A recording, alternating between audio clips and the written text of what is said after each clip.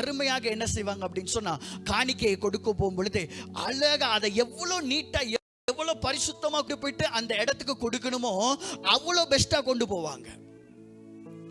அதை விட இந்து மதத்தினர் என்ன பண்ணுவாங்க, அந்த ஒரு காணிக்கை படைக்கும் பொழுது அதுக்கு என்னென்ன காரியங்களை செஞ்சு கொண்டு போயிட்டு படைக்கணுமோ அந்த அளவுக்கு கொண்டு போய் படைப்பார்கள். ஆமென், கொடுப்பார்கள். சற்று சிந்திச்சு பார்ப்போம், நம்முடைய வாழ்க்கையிலே நாம் ஜீவனுள்ள தேவனுக்கு எப்படிப்பட்ட காணிக்கைகளை செலுத்துகிறோம்? என்னையும் உங்களையும் படைத்த ஆண்டவருக்கு என்னுடைய காணிக்கை எப்படிப்பட்டதாக இருக்கிறது? என்னுடைய காணிக்கை